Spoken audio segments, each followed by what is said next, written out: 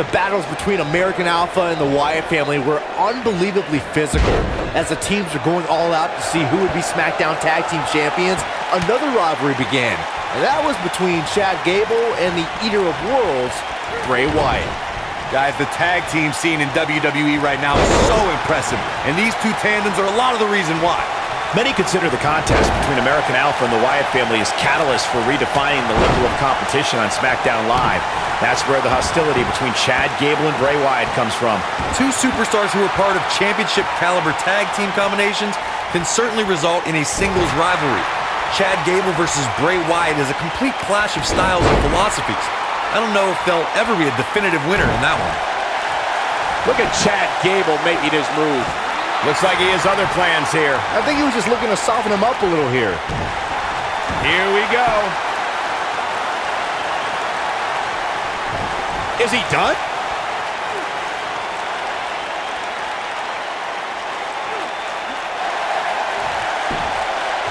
Whoa, he works his way out. A bit of a Houdini job right there. Boom! Here we go. Tag made. Oh, nasty impact. When you talk about great tag teams, we can go all the way back to teams like the Tolos brothers, Stevens and Patterson, Stevens and Bockwinkel, the Texas Outlaws, the Briscoes, the Blackjacks, the Andersons, and the list goes on and on. When you're part of a tag team, the two partners have to travel together, train together, eat together, and be completely in sync with one another. Ooh, what impact!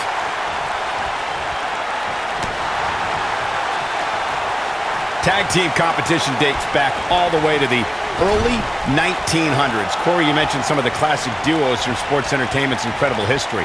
In today's WWE, the champion into the cover! No, he kicks out at two. He showed up here tonight for a fight, and that's exactly what we are seeing. Ooh! This could be it. You gotta believe this one's over. Beautiful technique. Tag team history was made when the first ever SmackDown Tag Team Champions were crowned at Backlash 2016. The unlikely duo of Rhino and Heath Slater caught lightning in a bottle and ran through the tag team title tournament.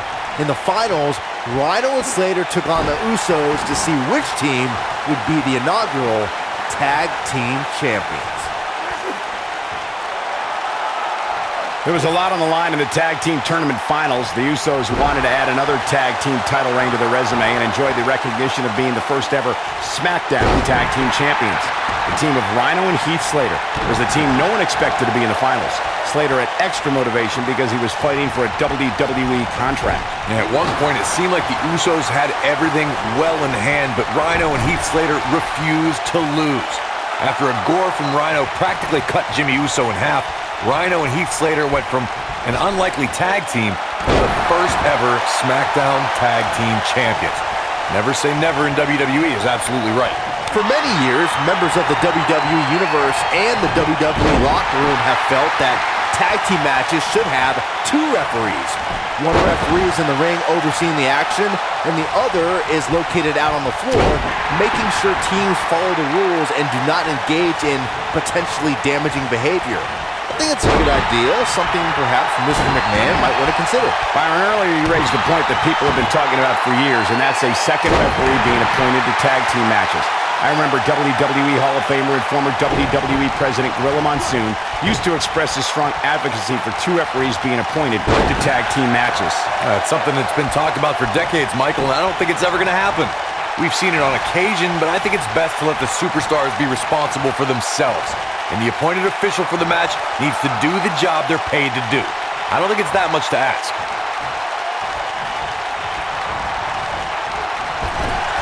Randy Orton, no problem in getting out of that one.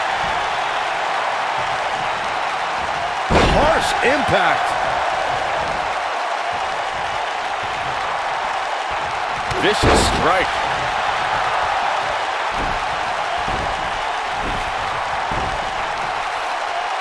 In comes Bray Wyatt.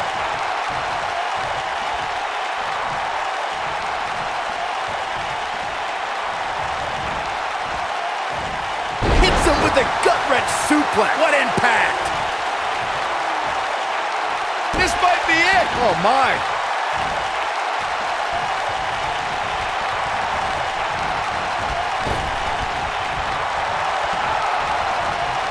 Most of the truly great tag teams in sports entertainment created a double-team finishing maneuver.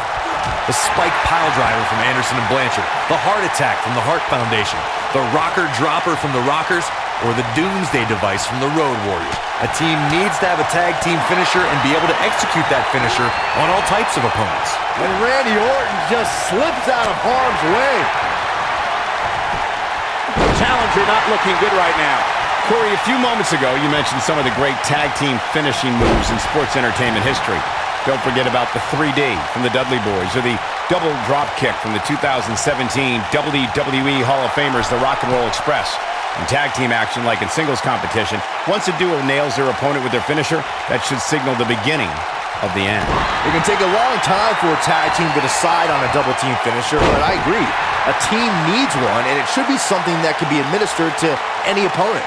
That's when a finishing move is truly effective. And since we're talking about tag teams, remember you and your partner having to...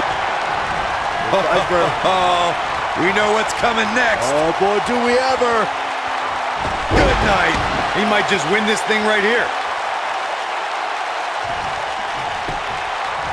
He's got him covered. And the count's broken, keeping the match alive. It's not over yet. Randy Orton looking to end this. Ooh, what an up. And here comes an RKO. That's what he was looking for. Got the shoulders down. A win like that says a lot about a duo. Let's look back on the action from the last match. Highlight for one superstar, low light for another. Check him out here. He ain't messing around. Here are your winners and new Smackdown Tag Team in Bray Wyatt and the Viper, Randy Orton. Nice teamwork by the champ.